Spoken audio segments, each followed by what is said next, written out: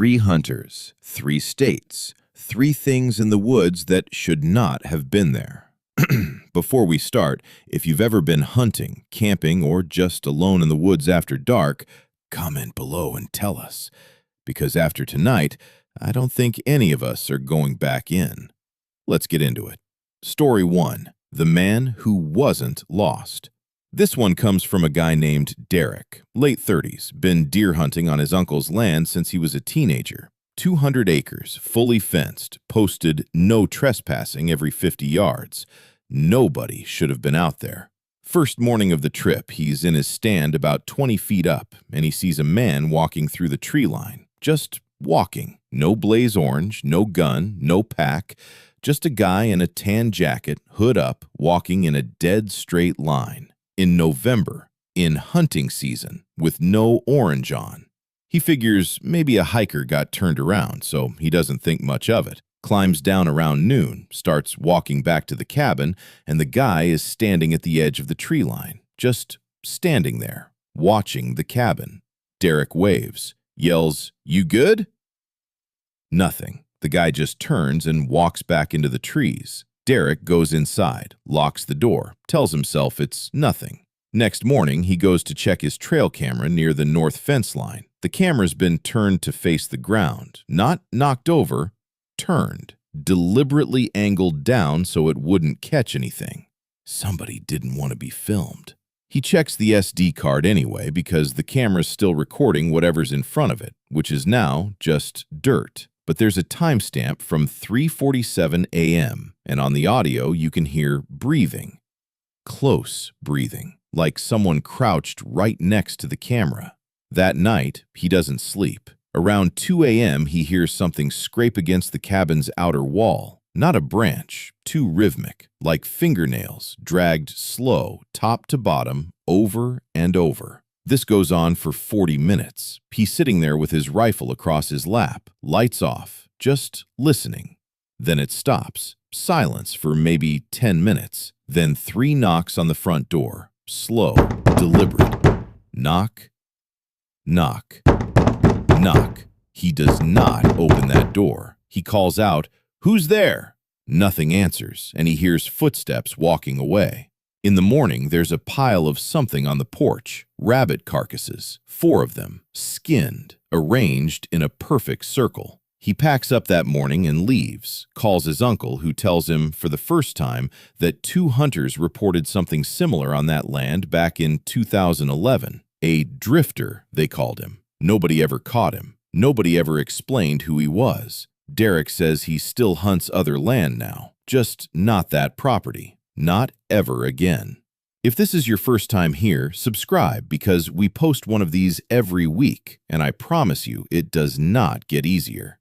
Story 2. The Thing at the Fence Line. This one's from a woman named Casey. She was 17, went on a weekend hunting trip with her grandfather to a leased property out near the Piney Woods in East Texas. Real remote. Nearest neighbors like 4 miles off. First night's completely normal. Second night, around midnight, they both wake up to scratching on the outside of the cabin, low, near the foundation. Her grandfather, who'd hunted that land for 30 years, just says, "Raccoon," and goes back to sleep. But the scratching moves. It goes from one side of the cabin all the way around to the other side in about 4 seconds. Something that fast, moving that low to the ground, is not a raccoon.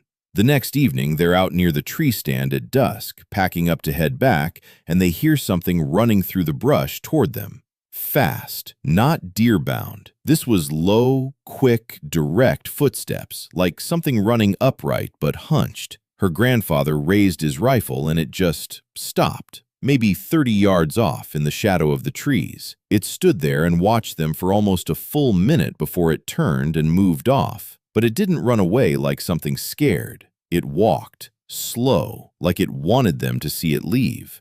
They get back to the cabin, bar the door, and around 1 a.m., they hear it again, right outside, breathing, heavy, wet breathing, right against the door. And then it starts pushing, leaning its weight into it, slow, testing it. Her grandfather's got his back against the door with his boot braced on the frame, and the wood is creaking like it's about to give. This goes on for almost 20 minutes. Then it just stops. No sound of it leaving, no footsteps retreating, just silence.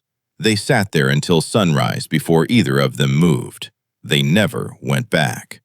Her grandfather sold the lease that spring and wouldn't talk about it after. The only thing he ever told her was, "Some land doesn't want visitors."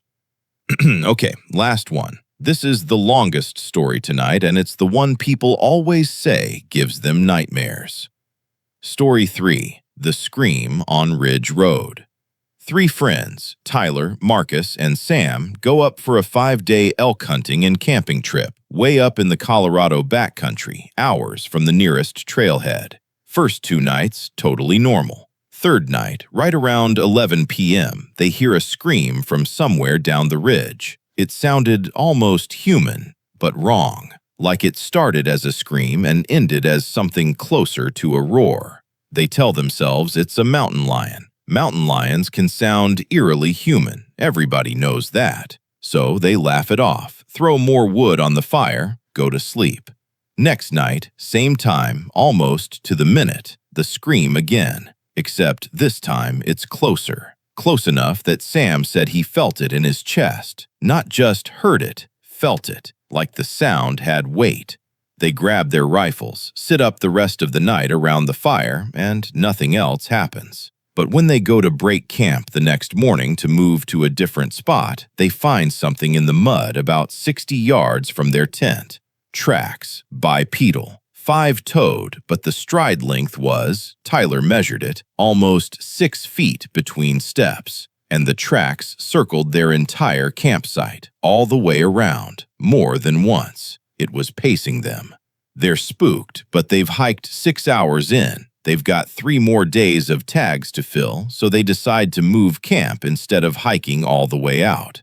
5th night, their last night, the scream comes back. Except this time, it's not from the ridge. It's from 3 different directions. One from the east, one from directly behind camp, and a third, fainter one from further down the valley, like they were being surrounded or like something was calling to something else. All 3 of them crammed into one 2-man tent that night. Nobody slept.